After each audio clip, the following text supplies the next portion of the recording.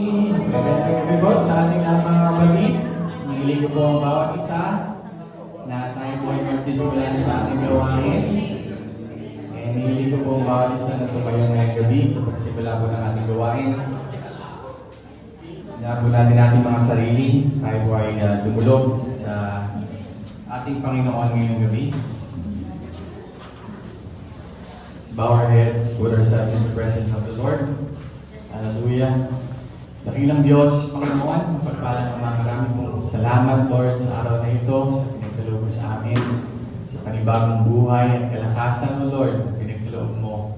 Lord, marami pong salamat at dinako mo kami ng ligtas sa lugar na ito upang muli ay makaniig ka, Panginoon, ngayong gabi. And Lord, sa mga oras na ito, kami po ay humihingi ng kahabagan, kapatawaran sa aming mga nagagawang pagkakamali sa iyo, O Diyos. Huwag mo po itong tingnan, bagkos sa nawa ay gawin niyo po kami karapat dapat, Lord, na humarap sa iyo ngayong gabi. At hinihiling po namin, Panginoon, ang iyong banal na Espiritu na sumama sa amin at kayo po, Lord, ang mauna sa simula't simula hanggang katapos na po siya ng aming gawain. And Lord, ingatan niyo, Panginoon, ang aming mga kapatid na hindi pa po namin kasama sa mga oras na ito. Sa lukuyan ay bumabiyahe. Ilayo mo sila sa anumang kapahamakan. At dako po sila ng ligtas dito, O Lord, upang sama-sama po kami na makapagpuri, makapagpasalamat sa iyo, O Diyos.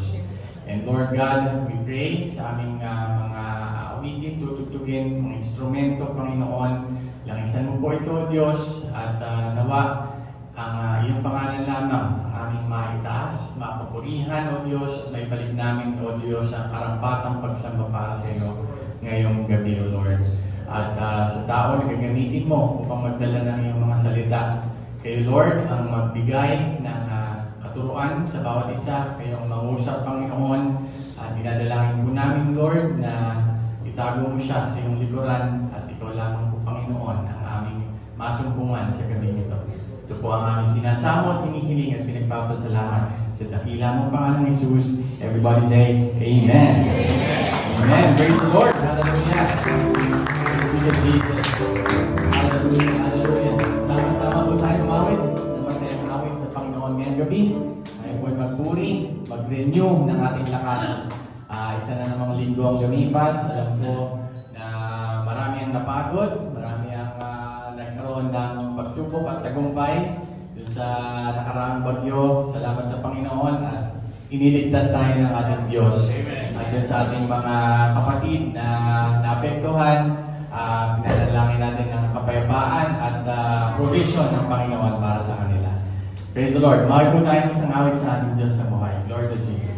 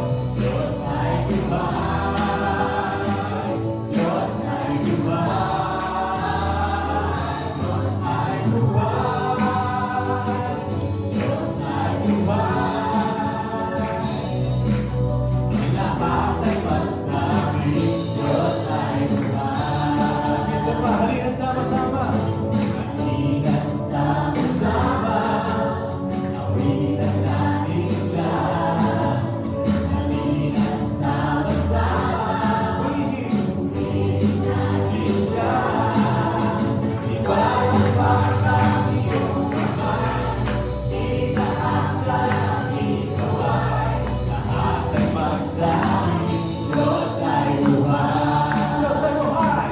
Diyos ay buhay. Diyos ay buhay. Diyos ay buhay. Diyos ay buhay. Diyos ay buhay. Diyos ay buhay. Ang lahat ay masabi, Diyos ay buhay. Isa ba Diyos ay buhay? Diyos ay buhay. Diyos ay buhay.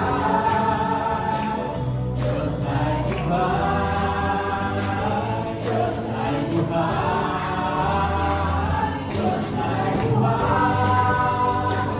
Diyos ay buhay. Ang lahat ay masabi, Diyos ay buhay. Okay, sarap-sarap pa rin. Sarap-sarap pa rin sa'yo, Panginoon. Mapapapala mo, Panginoon. Mapapapala ko lubos-lubos. Minsan ang kaaway, di ka dinadamay ang dami. At sa aking pagpupuri, ako'y lubos na nagtagumpay. At kailangan lang ibabay sa presensya mo, babay sa iyong salita, babay ang sikreto ko, kung bakit ako masaya. Kailangan lang ibabay sa presensya mo, babay sa iyong salita, tulad ng isang isa, laging ikaw sa'yo. Hallelujah! Isa ba uwihan sa Panginoon? Sarap-sarap aming sa'yo, Panginoon. Mapapapala mo, Lord. Mapapapala ko'y lubos-lubos. Minsan ang kaaway, di ka dinadamay ng dami. At sa aking pagpupuri, ako'y lubos na nagtagumpay. Ang kailangan lang ibabay sa presensya mo, babay sa iyong salita, babay ang sikreto mo, kung bakit ako masaya. Ang kailangan lang ibabay sa presensya mo, babay sa iyong salita, tulad ng isang isa, nagdating buhaw sa'yo. Awitin natin sa Panginoon, binabago mo ako, bago mo ako araw-araw. Binabago mo ako araw-araw. Binabago mo ako araw-araw. Binabago mo ako araw-araw. Ngayon bukas at kailanman, ang pag-ibig mo ay langit ka ba? Binabago mo.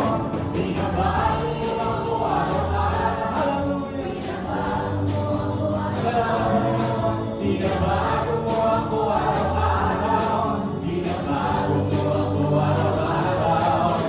Ngayon bukas at kailanman, ang pag-ibig mo ay langit ka ba? Binabago mo ako araw-araw. Binabago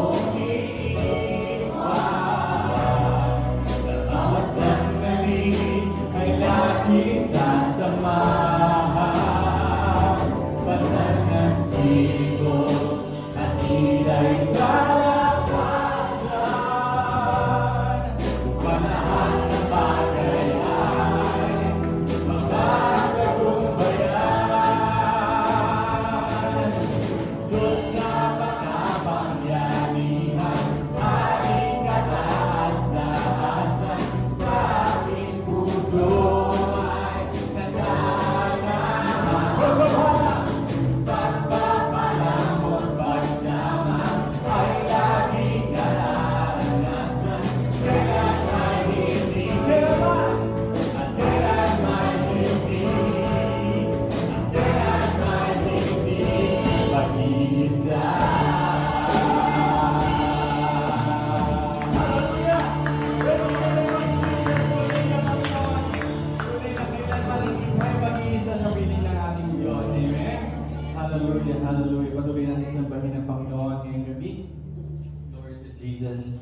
Praise the name of the Lord. Tunay na walang katulad ng ating Diyos. Amen? Hindi kayang isulat ng lapis sa papel ang kabutihan ng ating Panginoon, ang kapangyarihan ng ating Panginoon. Hallelujah. Glory to Jesus.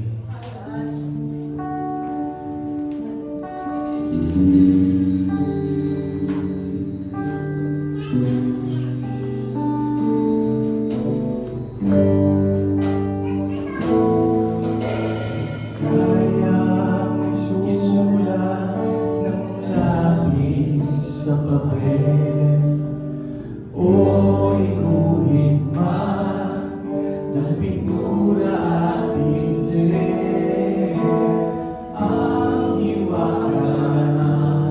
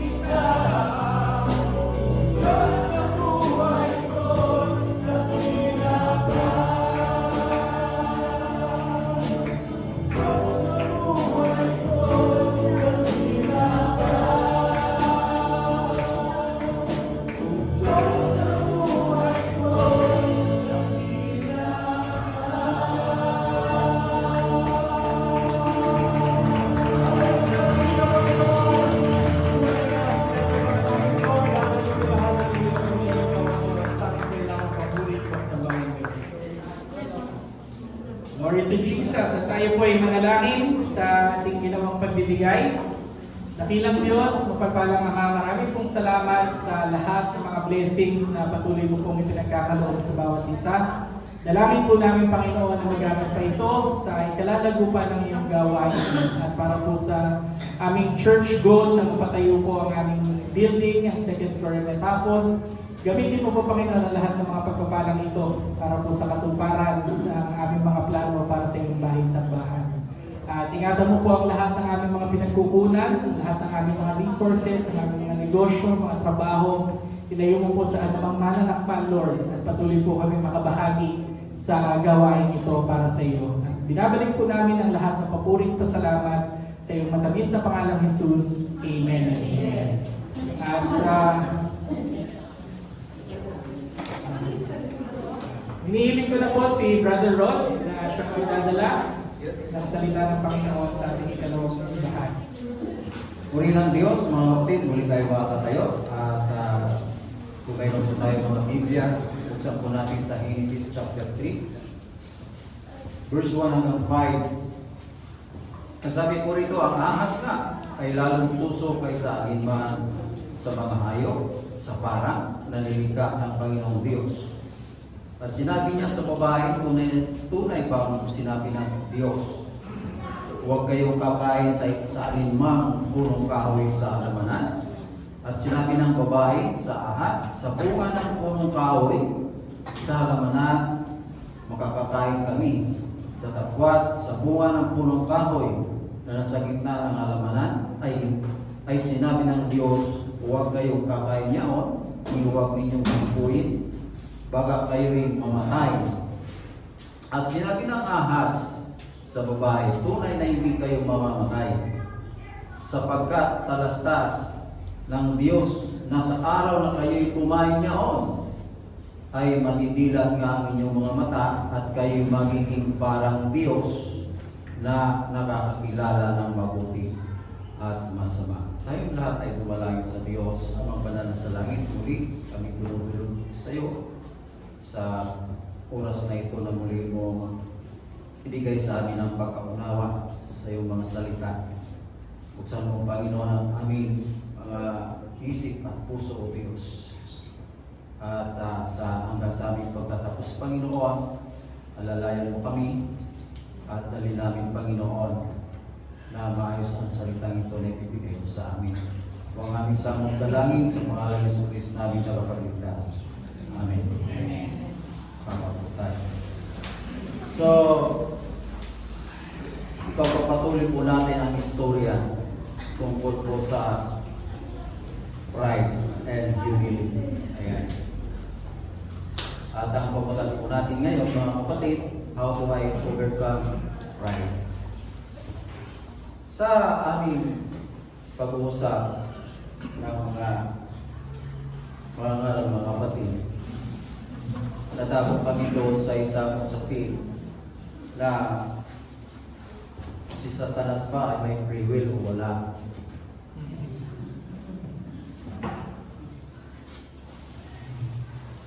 Alam nyo, si Satanas ay walang linabag na utos ang Diyos. Wala po siyang linabag na utos ng Diyos. Pero siya po ay nagkasala sa Diyos. Okay? Ano po ang kailangan mo kasalanan ni Satanas? Pag mamataas. Okay? So dito sa ating binasa, mga kapatid, ang pag mamataas ay unang lumitaw sa ating pong binasa, sa ating sa chapter 3 ng Genesis. At kung saan ito po ay ginamit ng Diablo para akitin si Adan at Eva. Ayan. At ako'y naniniwala, mga kapatid, yung unang tao ay hindi sila nagkasala sa Diyos. Dahil pumita sila ng pinagbabawal na prutas at kinaya nila. Ako'y naniniwala na nagkasala ang unang tao sapagkat sila rin po ay nagmataas sa Diyos. Kasi kung mababasa po natin sa verse 4 hanggang 5, ang sabi rito, at sinabi ng ahas sa babae, tunay na hindi kayo mamamatay, sapagkat talastas ng Diyos na sa araw na kayo'y kumain niyaon, ay matidilat nga ang inyong mga mata at kayo magiging parang Diyos. Okay? Ganon din sa Satanas, mga kapatid. Katulad ni Satanas, gusto rin niyang pantayan ang Diyos. Okay? Now, ang pagmamataas ni Adan at Eva, mga kapatid, ang unang panatala sa Biblia na sila po ang pinagmanahan ni Satanas ng pagmamataas. At ito, hindi lang po ito sa unang tao, kundi hanggang ngayon, mga kapatid, taglay-taglay ng tao yan. Ayon po sa mga eksperto, mga kapatid, ang pride ay isang emosyon ng tao. So lahat, mga kapatid, may pride. Kasi emosyon ng tao yun. May mabuting emosyon ng tao at may masamang emosyon. Kasama na yung pride, mga kapatid. So, ang pagmamataas o pride, mga kapatid, ay ito ang sanhi ng kaguluhan sa sanlibutan. Mayroon po ako napanood isang video, mga kapatid, sa parting Africa. Isa po niya sa isang bayan, mga kapatid. Wala po silang simbahan. Sila po'y pag lumalabas po sila, isa, alibaw na magtatrabaho sa bukid, paglabas sila ng bahay, nagpupuri na rin sila sa Diyos. Hanggang po sa pagtatanim ng pagtatanim nila, grupo-grupo sila, mga kapatid. Habang sila nagtatanim, nagpupuri sila sa Diyos. Walang mayaman sa kanila, walang mahirap. Alam niyo kung ang pride, mga kapatid, ay wala sa puso ng tao, sa buhay ng tao, ang tao po ay pantay-pantay. Walang mahirap at walang mayaman. At walang kaguluhan, walang digmaan magaganap, mga kapatid. Kagaya nung napanong ko, walang simbahan, walang ganito. Kasi doon mismo, nakita ko sila, mga kapatid, na abang nagsasari, parang isa sila. Nagpupuot talaga sila sa Diyos. Ganun, mga kapatid, walang pagmamataas sa kanila. So, ang nakakalungkot, mga kapatid, ngayon, mananampalataya man o hindi, nandun pa rin ang pride. Sa church, mga kapatid, walang matipiso na isang mananampalataya kung wala sa pride. Okay? Kaya ito po ang pag-uusapan natin, mga kapatid. How do I overcome pride? Sa Tagalog, paano ko malalampasan ang pagmamataas? Madali lang, mga kapatid. Number 1, dapat malaman mo na nasa kalagayan ka ng pagmamataas. Bakit? Kasi ikaw mismo, hindi mo alam na nasa ganun kang kalagayan. Nandun ka pala. So, anong gagawin mo para malaman po natin o malaman mo na nasa ganun kang kalagayan. Para malaman mo mga kapatid, pahintulutan ang mga taong nakapaligid sa iyo na punahin ang pagmamataas sa puso mo. At ang tanong, sino po yung mga tao yun? Marahil yung magulang mo, mga kapatid mo, kaibigan. Ang kaibigan mga kapatid, dalawang klase: common friends, best friend. So, pipiliin mo lang doon, pagsasabihan mo, o tatanggapin mo pa yun sa best friend, doon sa common friend mga kapatid.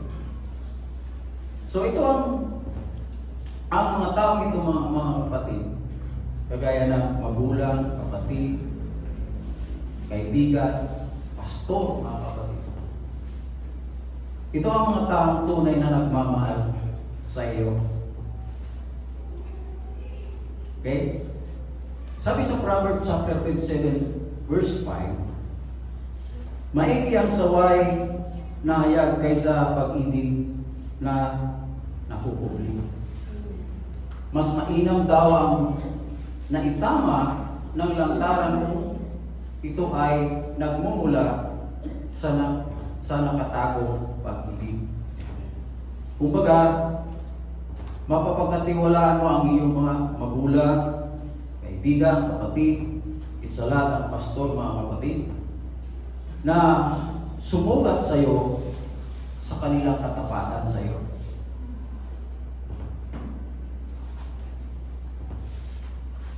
Di balik ka na masukatan, basta alam mo na yung tao na yun ay nagmamalasakit sa iyo at nagmamahal sa iyo. Sabi nga open review, ano kung open review mga kapatid? Ang open review ay isang matalas na pagsaway na nangangahulugan mga kapatid na matinding hindi pagsang-ayon sa iyong pag-uugali. Nais nitong putulin ang masamang pag-uugali mo. Kaya nga matalim mga kapatid. So ang open review ay hindi mapuhon, talagang matalas. Kasi nais itong putulin yung masama na pag-uugali mo. So, ang pagsaway ay maaaring makasakit sa ego ng kaibigan, ngunit kung ibibigay at tatanggapin sa diwa ng pag-ibig mga kapatid ay makakatulong sa isang delikadong kapatid sa kanyang pag-unlad at maturity. Amen. Now, bakit kailangan mong malaman kung ikaw ay nasa kalagayang pagmamataas? Kasi mga kapatid, dinadaya ng pride ang isip ng tao. Binubulag ka nito at ipinapalagay mong maayos ang lahat kahit na hindi. Gayunman, kapag ang inyong pagmamataas ay hindi malinaw sa iyo mga kapatid, ito ay karaniwang masakit sa mga tao na nakapaligid sa iyo. Hindi mo ito nalalaman, pero yung nakapaligid sa iyo, naaliliwan para na pala sa iyo.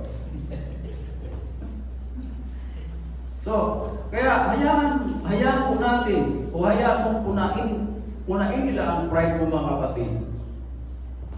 At pag ito po'y pinuna sa iyo, huwag kang matakot o huwag kang magalit. Tanggapin mo sapagkat ito po ay ikabubuti mo. Pangalawa, para ma-overcome natin ang ating pride, mas tumutok sa Diyos kaysa sarili. Mahalaga ito mga kapatid. Ang ibig ko sabihin, paniwalaan at sampalatayanan ang mga salita ng Diyos na tumutukoy laban sa pagmamataas. Dahil kung hindi po natin hubarin ang ating pagmamataas o pride, hindi po tayo pwedeng hindi po tayo makapagpapakubaba sa harapan ng Diyos at sa ibang tao. Hindi po natin yung magagawa. Ano po ang sabi sa Matthew chapter 16 verse 20 po? Ang sabi rito, napakagayon sinabi ni Jesus sa kanyang mga alagad, kung ang sino mang tao ay ibig sumunod sa akin, ay tumanggi sa kanyang sarili at pasanin ang kanyang cross at sumunod sa akin. Ibig sabihin mga kapatid, ang pagtanggi sa sarili sa kapakanan ng iba, ito po ay isang sakripisyo. Bakit sakripisyo? Kasi pagkakaitan mo ang inyong sarili. Kaya ngayon po mga Kristiyano, mga kapatid, nahihirapan magbigay ng ikapok. Bakit? Halimbawa, yung ikapok mo ay 10,000. Iiral talaga sa iyo mga kapatid. Yung 10,000 na yun, isipin mo, yung sarili mo o yung pamilya mo. Ay ba, yung 10,000 na yun, sa 3 sakong bigas na yun mga kapatid. Kakainin na yun ng 5 miyembro ng pamilya sa 3 buwan. So kung hindi mo yun isasakripisyo, hindi ka talaga makakapagbigay ng ikapok. At ganun din, hindi ka po rin pwedeng makatulong sa iba kung hindi mo isasakripisyo yung pangtulong mo. Okay? So, pagkakaitan mo ang sarili mo mga kapatid, aalisin mo kung ano yung mga agenda mo, ang sarili mong pangangailangan, alang-alang sa iba. Eh brother, napakahirap naman yan. Oo, mahirap talaga ito. Mahirap ito mga kapatid. Mahirap itong gawin. Para magawa mo ito mga kapatid, paglinayan mo kung ano ang ginawa ni Kristo sa iyo. Yung ibinigay ni Brother God na versikulo dyan sa Philippians chapter 2 verse 4 in 8. Ang sabi dyan, ayan, basahin natin sa Tagalog mga kapatid para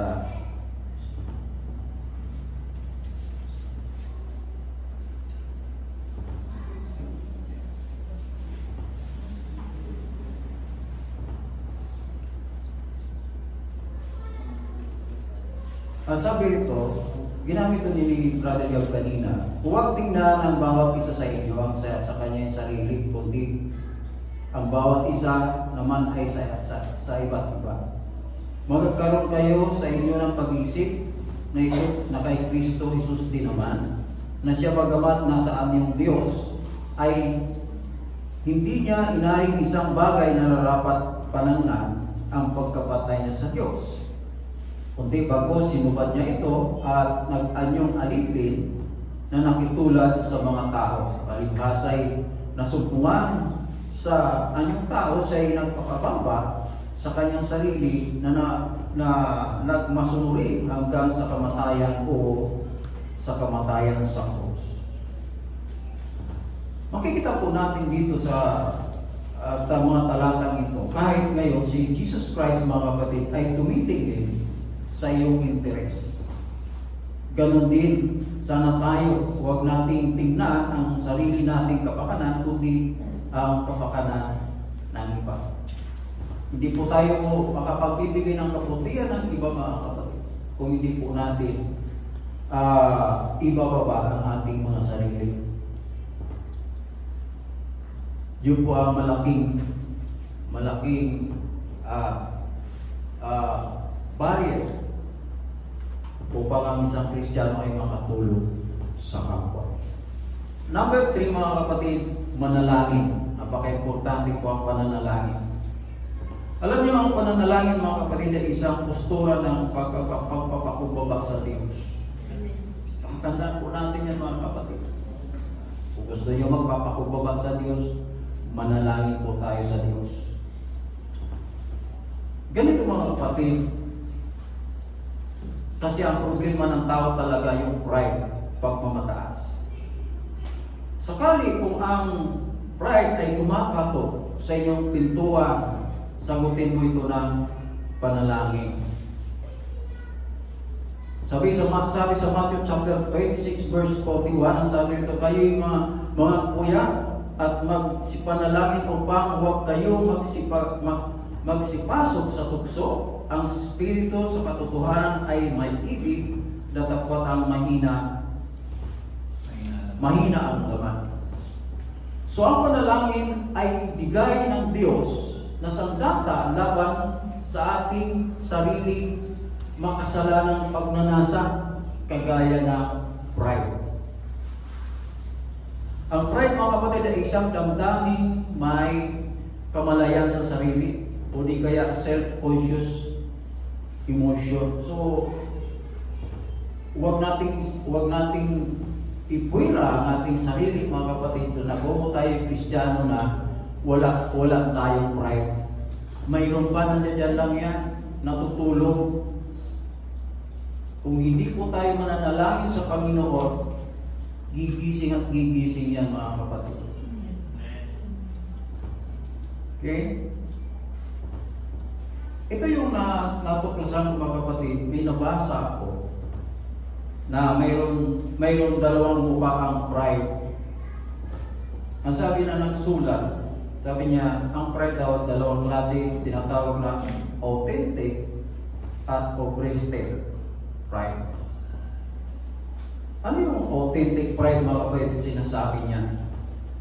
Ang authentic pride, sabi niya, ay nagsasangkot ng mga damdamin ng tagumpay, ng kumpiyansa, at nagtataguyod ng mga pro-social na pag-uugali. Samantala, ang hubristic pride, mga kapatid, ay nagsasangkot ng mga damdamin ng pagka-arrogante at pagmamayabang. Ibig sabihin ay likas na arrogante at mayabang. Ang ganitong pag-uugali, mga kapatid, ay nagtataguyod ng anti-social socialidad. Kumbaga hindi siya gusto ng lipunan. Yung mayayabang, yung arrogante. Mayroon yung binata ko, nagbibinata ko ako, mga kapatid. Pagkatapos ng trabaho sa bukid, alas 4, nag-iipunin ko kami doon sa isang tindahan na magkakaibigan. Ngayon, mayroong taong lagi doon na iniwasan namin na talaga napakayabang. Pag yun ay dumarating na nakita namin dumarating, isa siya kami umaalis. Makikita mo na lang, siya na lang mag-isa doon sa tindahan sa untahan namin noon. Ganon daw ang hubristic pride. Ito ang taong dominante, arrogante at likas na mayabang. Now, ano naman yung authentic pride, mga kapatid?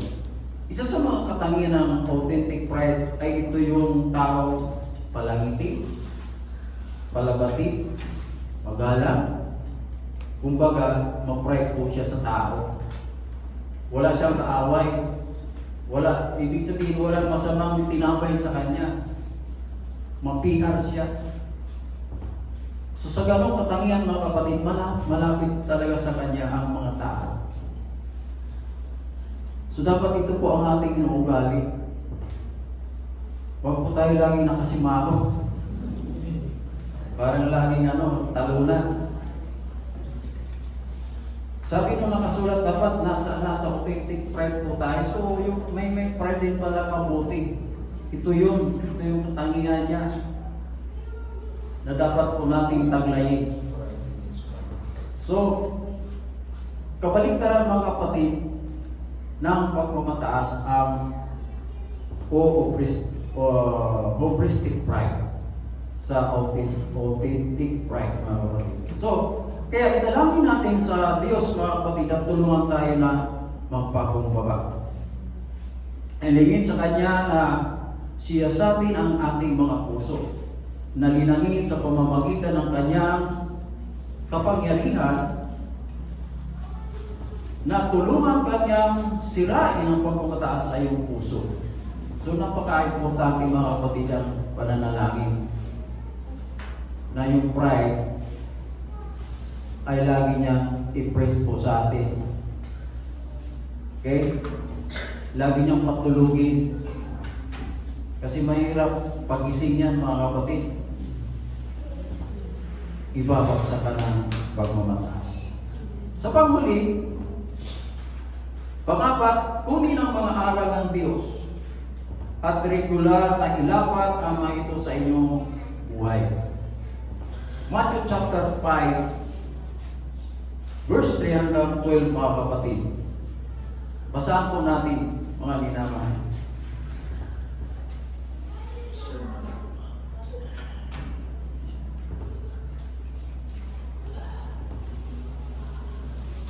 Okay, pagtyagaan nyo ito, mahaba-haba ito, pero maganda ito mga minamahal. Ang sabi rito, mapapalad ang mga mapagpakumbabang loob, sapagkat kanilang kaharian ng langit. Mapapalad ang nangangapis, sapagkat sila'y aaliwin. Mapapalad ang maamo, sapagkat mamanahin nila ang lupa. Mapapalad ang nangugutom at nanganguwaw sa katwiran, sapagkat siya'y bubusugin. Mapapalad ang mga mahabagin, sapagkat sila'y kahabagan. Mapapalad ang mga may malinis na puso, sapagkat makikita nila ang Diyos. Mapapalad ang mga mapagpayapa, sapagkat sila'y tatawagin ng mga anak ng Diyos. Mapapalad ang mga pinag-uusig dahil sa katwiran, sapagkat kanila ang kaharian ng langit. Mapapalad kayo pagka kayo'y inalimura at kayo'y pinag-uusig at kayo'y pinagwiwikaan ng sari-sari, masama ng pawang kasinungalingan dahil sa akin. Well, magagal kayo at mga sayang totoo, sapagkat malaki ang ganti sa inyo sa langit, sapagkat kayo din ang kanilang pakusig sa mga propeta na nangungunan sa atin. So verse 4 mga kapatid, ang sabi po rito, mapalad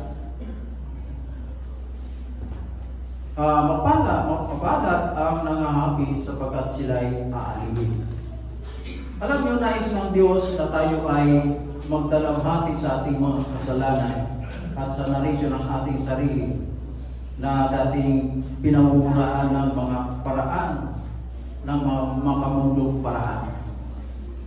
Ngunit hindi natin ito magagawa maliban na magpakumbaba tayo sa harapan ng Diyos.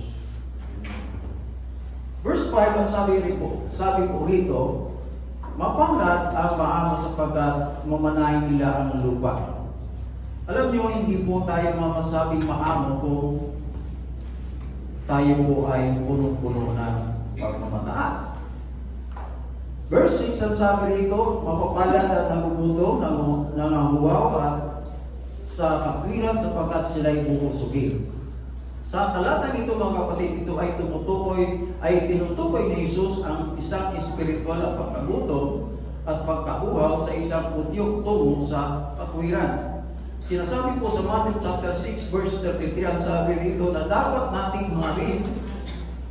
hangarin ang hanapin ang kaharian ng Diyos at ang kanyang katwiran. Alam niyo, ang hindi natin makikita, hindi po natin makikita ang kaharian ng Diyos mga kapatid o ang katwiran ng Diyos kung nababalot po tayo na pagmamataas.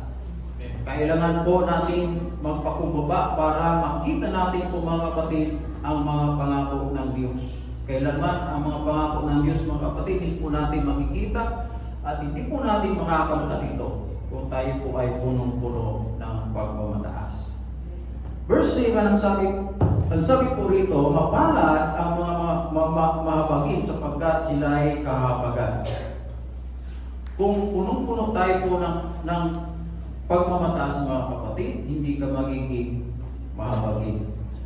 Verse 8, ang sabi po rito, mapalad ang mga may malinis na puso, sapagkat makikita nila ang Diyos. Ganon din.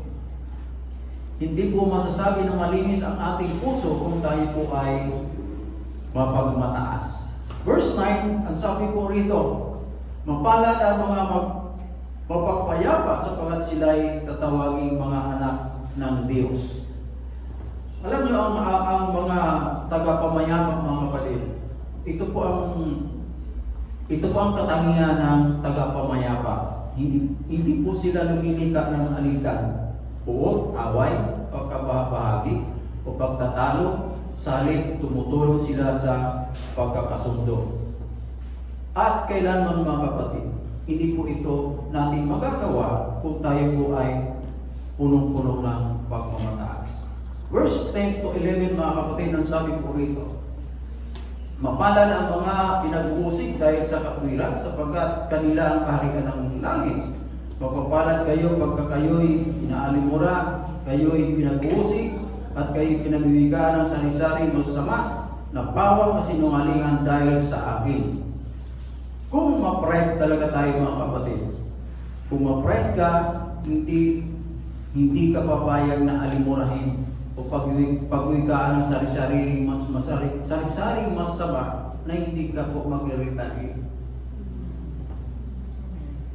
So makikita po natin yan, mga kapatid, kung nandyan sa iyo pagmamataas, kaunting bati ko sa iyo, nandun agad magre-retaliate po ang espiritu mo. So, alam nyo, ang Biblia, mga kapatid, ay idinisinyo sa paraang makapagbigay liwanag sa ating mga kamalian at pagkukulang, at pagkatapos ay tayo ay tituhin nito.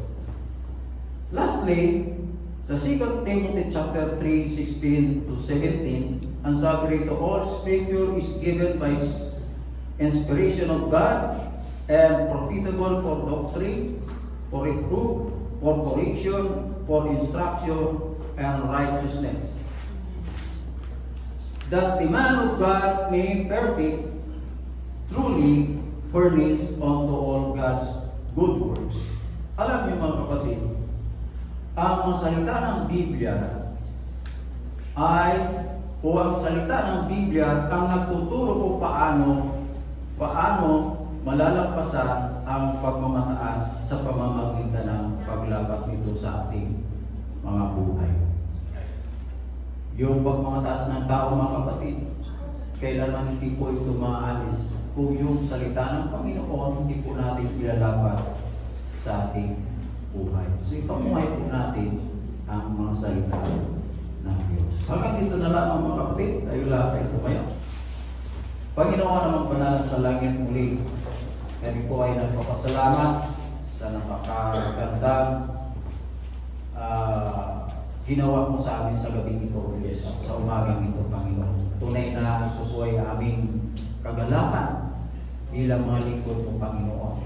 At inaasahan po namin sa susunod pa naming mga gawain ay magbibigay sa amin ng mga ganitong inspirasyon upang mas lumakas ang aming pagtiwala at pananampalataya sa iyo. Salamat kay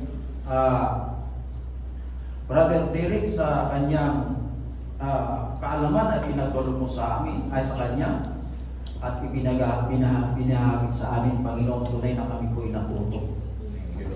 Lord, pagtawag ka ng mga taong ganito, O Diyos, upang kaming lahat ay matuto sa paglilingkod sa iyo, among Panginoon. At maraming salamat, Panginoon, at sa aming pag-uwi kung paano mo kami dinala na ligtas sa lugar na ito. Dalangin po namin na iligtas po rin po kami sa pag-uwi namin sa aming mga tahanan.